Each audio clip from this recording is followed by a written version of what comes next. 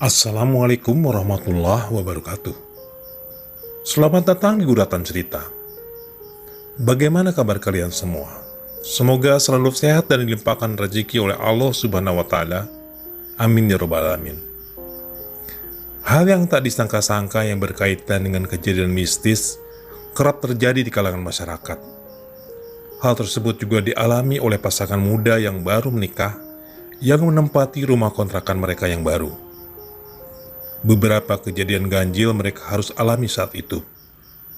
Tanpa berlama-lama, mari kita mulai ceritanya. Cerita ini dimulai pada hari pertama kami pindah. Hari itu karena saya masih harus bekerja, jadi tidak dapat membantu pindahan rumah kontrakan baru. Kebetulan Mami yang sedang senggang dan tidak ada kegiatan bermalam dan ikut membantu proses pindahan rumah bersama Diandra. Bunyi notifikasi WhatsApp di HP saya memecah lamunan saya di kantor. Yang saat itu kondisi ruang kerja kami sedang sangat santai. Aku udah di rumah baru ya, Yang. Begitu pesan yang tertulis di pop-up notification HP saya. Loh, jadi pindah Mas hari ini? Tanya Putri, teman sekantor saya yang sepertinya melirik pada chat Diandra. Iya, sama mertua gua. Parah lo gak ikut bantuin? Lah, gua kan kerja Put. Iya sih, daripada potong gaji. Begitulah kira-kira candaan kami siang itu. Namun entah, ada perasaan janggal dalam benak saya kala itu. Tapi saya mencoba untuk menghiraukannya dan kembali fokus pada pekerjaan saya sampai akhirnya waktu jam kerja pun usai. Pop-up notification WhatsApp dari Diandra pun kembali terlihat. Ayang udah pulang. Saya pun segera membalas. Lagi nunggu Grab nih, bentar ya. Tak lama, ojek online yang Diandra pesan pun sampai. Karena dari Sherlock yang Diandra berikan ternyata tidak sesuai dengan map. Jadi dia pesan, saya hanya menunggu sampai ojek online pun tiba. Perjalanan menuju ke perumahan kontrakan baru terbilang cukup jauh, sekitar 20 menit dari kantor. Melewati jalan raya Pasar Kemis ke arah Rajik. Iya, Rajik. Untuk teman-teman yang menetap di daerah Banten, Tangerang, Banten, mungkin sudah tidak asing mendengar nama daerah tersebut. Daerah yang tanpa mengurangi rasa hormat terhadap penduduk dan warga asli Rajik, mungkin terkenal dengan julukan tempat jin buan anak. Hal itu pun baru saya ketahui setelah 2 bulan menetap di sana. Untungnya, sepanjang perjalanan driver Grab saya bercerita banyak hal. Dari mulai menanyakan berapa lama sudah bekerja di pabrik, sampai bercerita bahwa ternyata ia tinggal di perumahan di samping perumahan tempat rumah kontrakan kami yang baru. Ada yang menarik dari perkataan driver Grab tepat setelah ia menunjukkan perumahan tempat tinggalnya yang baru saja kami lewati. Kalau balik malam di atas jam 8, mending nginep di kantor saja, Mas. Emangnya kenapa, Pak? Ya lihat aja tuh, kanan kiri banyak begini. Saya baru tersadar mendengar perkataan driver Grab itu. Sepanjang perjalanan saya memang tidak terlalu fokus memperhatikan jalanan yang kami tempuh, karena obrolan seru dengan Pak driver Grab ini. Namun setelah memperhatikan sekitar, saya baru menyadari bahwa kami sedang melalui jalanan sempit yang membelah perkebunan.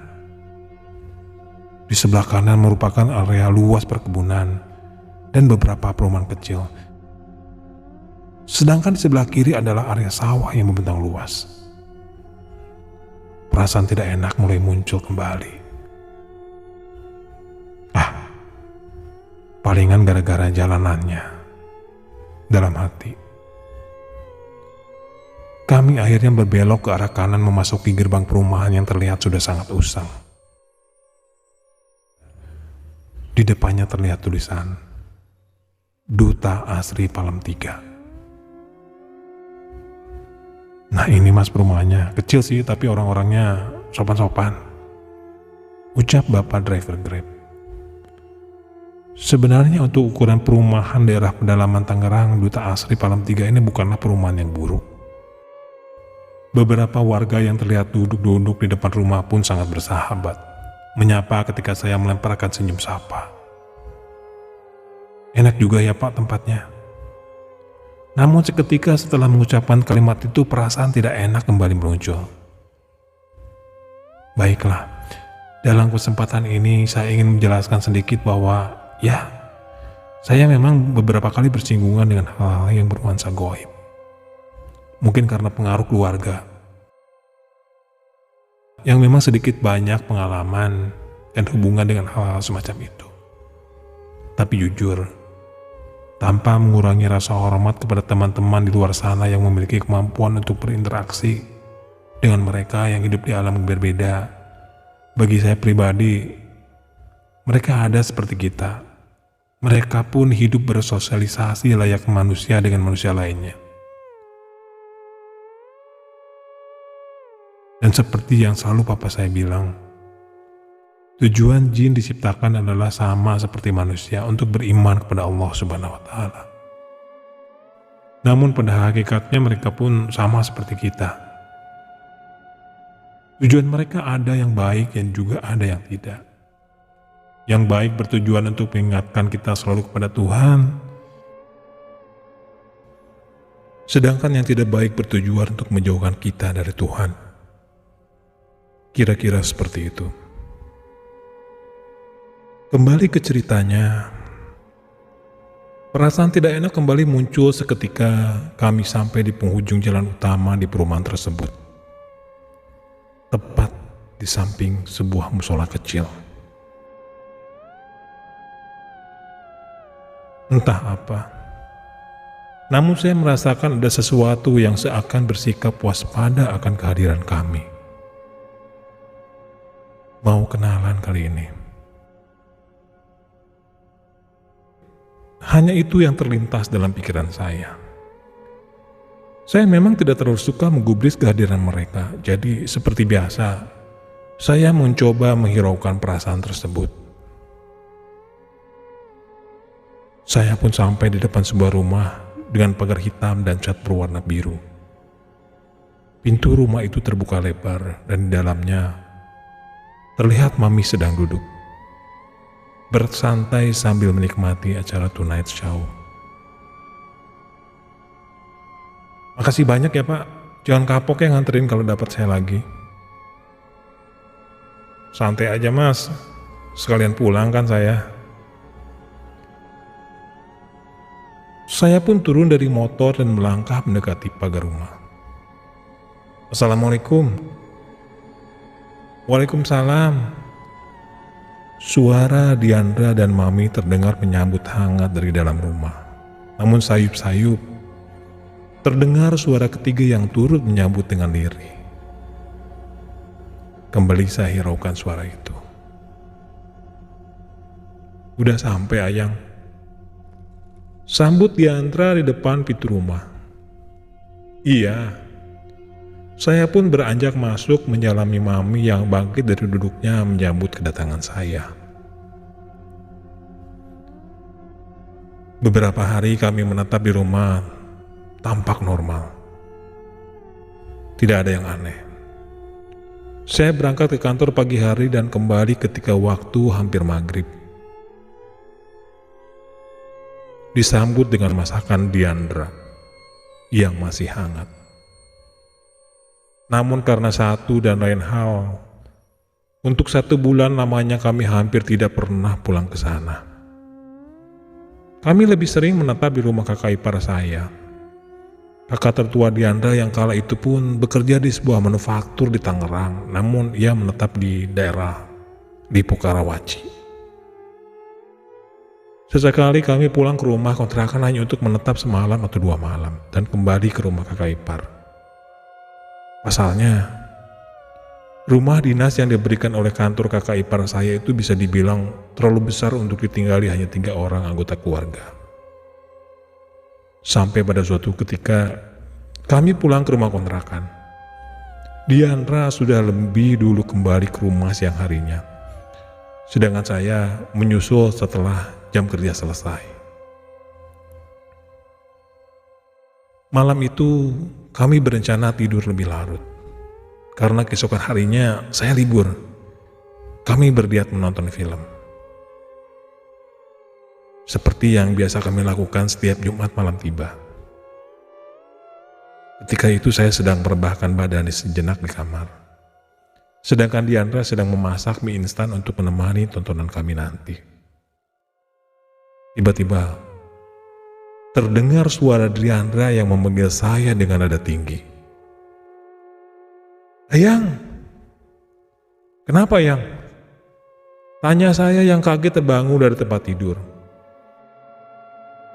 Namun saya semakin dikagetkan dengan tingkah Diandra yang tiba-tiba beralih ke kamar, menutup pintu dan langsung menguncinya. Ia melompat ke kasur tepat di mana saya berada, menutup kepalanya. Di balik selimut sambil meringkuk memeluk lengan saya dengan ketakutan. "Kenapa? Ada kucing?" tanya saya polos. "Ada bayangan hitam gede banget di belakang aku." Mendengar hal itu pun saya tersentak, karena tak menemukan apapun untuk dijadikan alat perlindungan diri.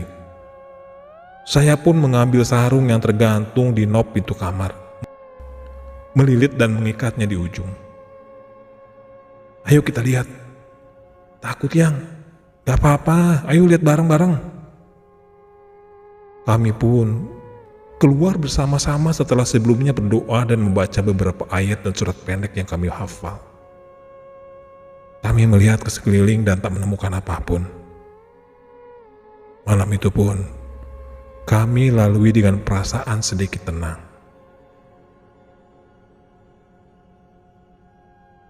Alarm HP saya berbunyi nyaring sekali, membangunkan kami berdua dari tidur lelap. Saya meraih HP di samping bantal dan berniat melihat jam berapa sekarang. Udah jam segini aja. Waktu menunjukkan pukul 8.45. Saya segera membangunkan Diandra yang masih tertidur. Siang ini, kami berniat kembali ke rumah kakak ipar. Saya pun beranjak ke kamar mandi untuk membasuh muka tapi sialnya, air di rumah kami mati saat itu. Diandra mencoba untuk menghubungi Pak Khairul, pemilik rumah tersebut, untuk menanyakan tukang air terdekat di sekitar tempat kami tinggal.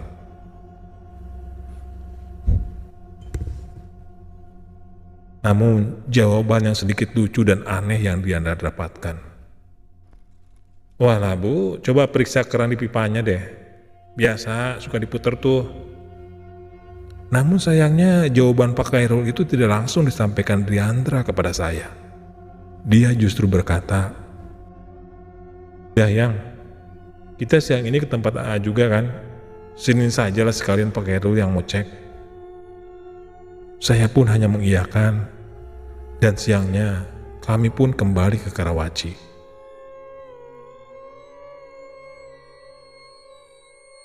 Hari Senin pun tiba.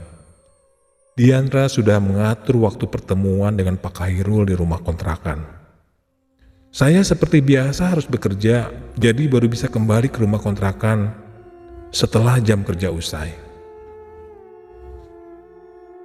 "Yang," pop-up notification WhatsApp dari Diandra seperti biasa muncul. "Iya Yang, nanti aku cerita deh." "Kenapa Yang?" "Nanti aja." Percakapan yang membuat saya sedikit tidak tenang, khawatir sesuatu terjadi pada Diandra. "Ya udah, aku lanjut kerja dulu ya." Saya pun kembali melanjutkan pekerjaan saya yang sedikit menumpuk di kantor. Jam di HP saya menunjukkan pukul 17.19 kala itu.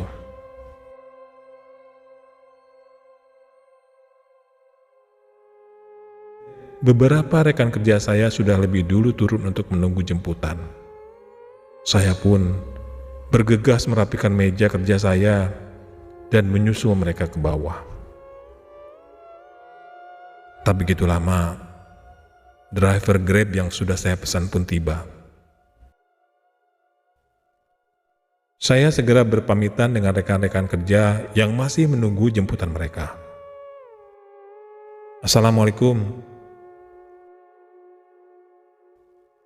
Saya membuka slot pagar rumah yang memang tidak biasa kami gembok. Terlihat Diandra sedang duduk di depan TV sambil menoleh ke arah pintu. Waalaikumsalam. Suaranya pelan, lesu seperti tidak bersemangat. Kenapa, Yang? Tanya saya bingung memperhatikan ekspresinya yang muram sambil perlahan masuk ke dalam rumah dan duduk tepat di depannya. Gak apa-apa, jawab Diandra singkat sambil tersenyum masam. Yakin? Ia pun hanya merespon pertanyaan kedua saya dengan anggukan kecil. Namun entah kenapa, sepertinya saya tahu alasan yang membuat sikapnya seperti itu. Tadi Pak Khairul jadi kesini? Tanya saya lagi. Udah tuh, udah bisa akhirnya. Jawabnya singkat. Sendiri? Enggak, sama istrinya. Oh terus, cerita apa istrinya?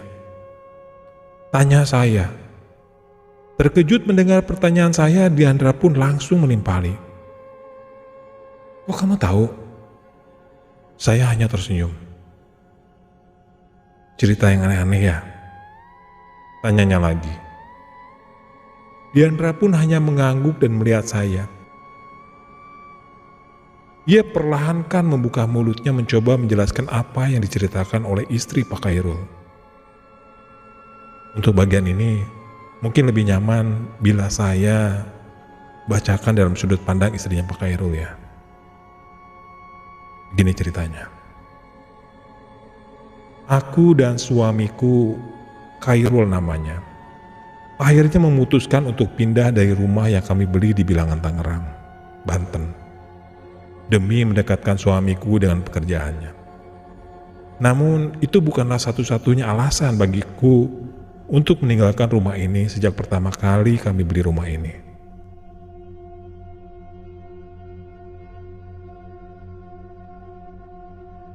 Banyak hal-hal yang tidak masuk akal terjadi di sini. Pernah suatu ketika, saat itu kandunganku berumur 7 bulan. Sedang besar-besarnya kalau kata orang tua dulu. Aku sedang memasak sayur lodeh kesukaan suamiku di dapur, menunggunya pulang dari kantor, dan waktu itu sekitar jam 19.00. TV di ruang tengah sengaja kunyalakan supaya aku tidak merasa terlalu sepi. Aku tertawa karena mendengar guyonan acara di stasiun TV tersebut. Namun tiba-tiba, seolah ada yang mengganti salurannya. Acaranya berubah. Aku pun menyadari hal tersebut. Aku bergegas beranjak ke ruang tengah berniat mengganti saluran TV.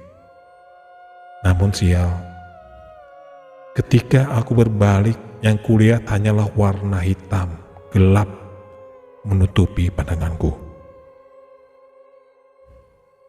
Ini jelas bukan mati lampu, karena aku masih bisa melihat pemandangan dari sisi kanan dan sisi kiriku. Aku beranikan mendongak ke atas untuk memastikan benda apa itu. Betapa kagetnya aku ketika melihat 2 buah bola mata yang besar, kemerahan, melirik ke bawah menatap mataku. Sosok hitam legam dan besar itu menatap ke dalam mataku, membuatku tak mampu bergerak bahkan bersuara. Tak begitu lama sebenarnya kejadian itu berlangsung, kurang lebih 1 menit. Namun bagiku itu adalah hal terlama yang paling menakutkanku selama ini. Sampai akhirnya tiba-tiba suara seruan suamiku menyadarkanku. Aku pun jatuh tersungkur ke lantai. Tak hanya itu, Beberapa hari setelahnya, seperti biasa aku merebahkan tubuhku di kamar. Ketika siang dan mulai bangun dan kembali beraktivitas menjelang sore. Siang itu aku tertidur cukup pulas, sampai suara azan membangunkanku. Maklum, rumah kami berada tepat di belakang musola.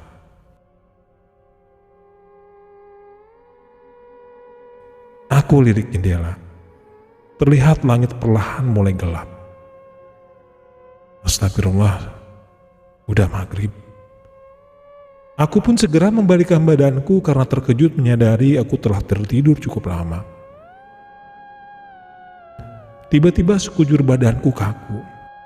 Aku bahkan tidak bisa memperbaiki posisiku yang tengah setengah berlembah, bersandar pada kedua siku lenganku. Mataku tertuju pada satu sosok. Sosok yang tengah duduk di ujung kasur di sisi lain yang tepat berada di sebelah kiriku. Sosok seorang nenek-nenek yang sedang menyisir rambutnya yang kusut, putih.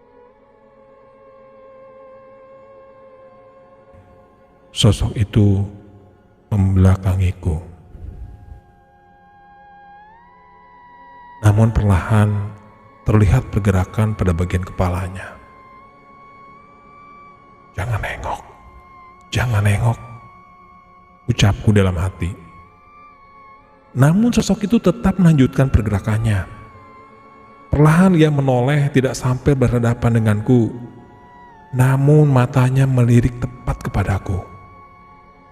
Terlihat senyumnya menyeringai, dan sesekali bola matanya berputar ke atas, ke kanan, ke bawah, dan juga ke kiri.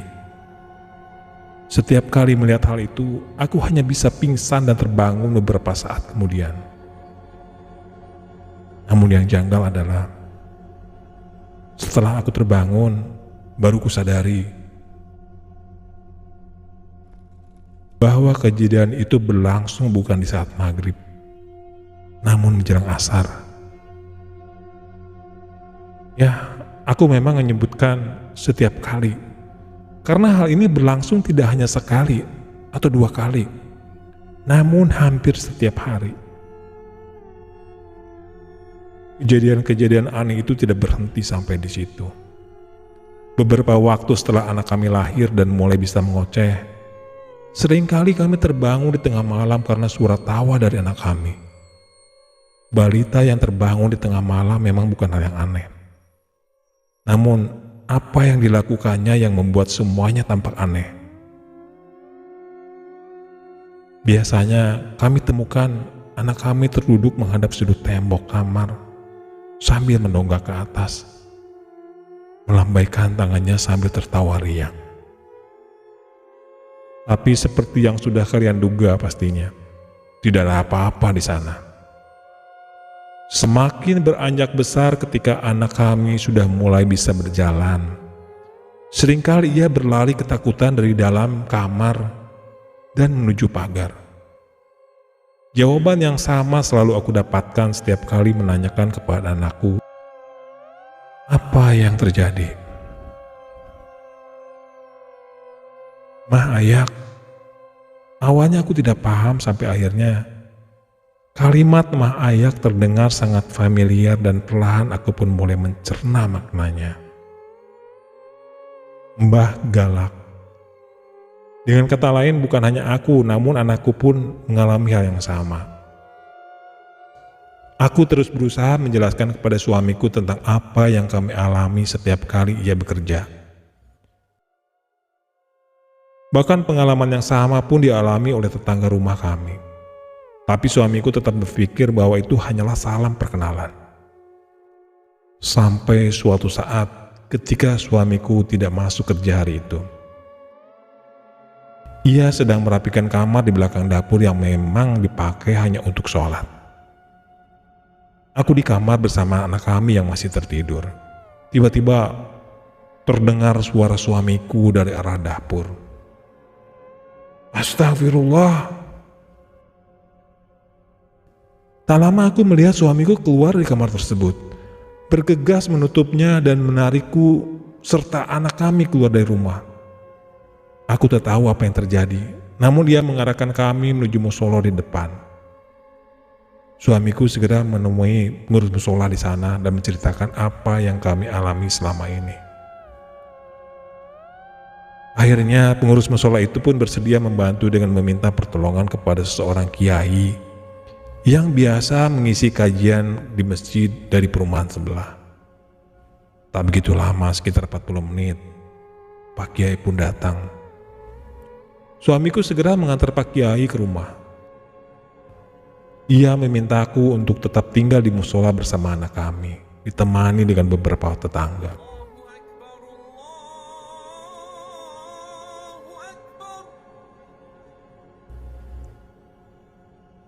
Suara azan zuhur sudah berkumandang di musola. Aku dan anakku sekarang beristirahat di rumah tetangga di samping musola.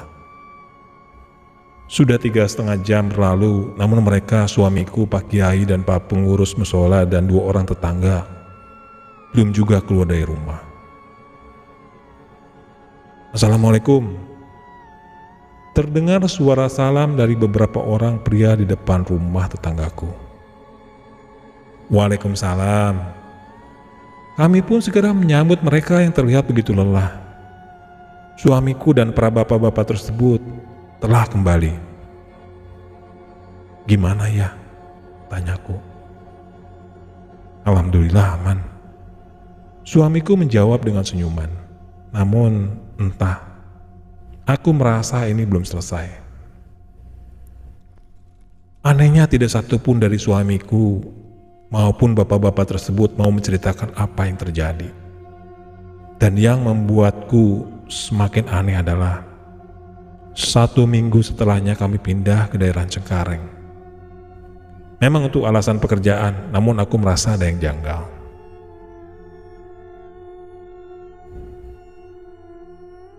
Beberapa bulan berselang, kami sudah menetap di Cengkareng.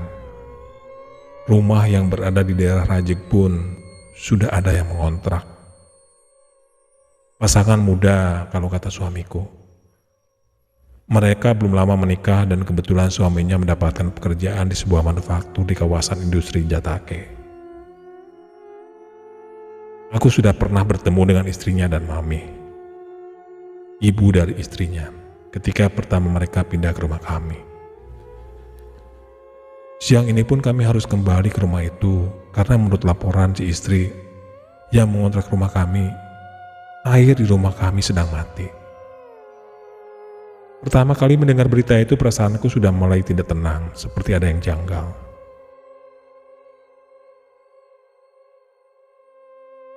Suamiku pun memutuskan untuk mengajakku ke sana karena ia ingin memeriksa langsung. Dan benar saja, sesampainya di sana, dan setelah mendengar cerita Mbak Diandra yang sekarang mengontrak rumah kami, tanpa sengaja aku terceletuk. Tuh kan benar masih ada. Terlihat terkejut mendengar pernyataan dariku. Mbak Diandra pun akhirnya bertanya dan aku menceritakan semua yang aku alami di sini. Setelah mendengar penuturan cerita dari istrinya Pak Khairul yang disampaikan Diandra, saya pun mulai paham bahwa perasaan tidak enak dan beberapa kejadian yang kami alami memang karena ada sebabnya. Saya berusaha menenangkan Diandra yang terlihat cukup takut. Sampai akhirnya kami memutuskan untuk pindah setelah masa kontrak 3 bulan kami habis. Alhamdulillah, selama sisa masa kontrak 2 bulan kami tidak pernah mengalami hal-hal aneh lainnya. Paling hanya beberapa kali Diandra merasa berat di bahu sebelah kiri ketika malam dan membaik di pagi harinya. Untuk beberapa alasan, itulah yang menyebabkan saya takut untuk menulis cerita-cerita yang berkaitan dengan hal-hal gaib. Takut berdampak pada Diandra. Alhamdulillah, kini kami pindah ke tempat baru. Beberapa hari sebelum pindah, Diandra meminta saya memeriksa kondisi rumah baru kami yang akan kami tempati. Dan untungnya relatif aman. Yang namanya gaib pasti ada di setiap rumah. Hanya saja kecenderungan mereka untuk mengganggu penghuni rumahnya pun berbeda-beda. Dari saya sekian dulu, semoga bisa diambil hikmah dari pengalaman kami. Itulah akhir dari video guratan cerita pada kesempatan kali ini. Subscribe, like, komen, dan share sebagai bentuk dukungan kalian. Sampai jumpa di video kita berikutnya. Assalamualaikum warahmatullahi wabarakatuh.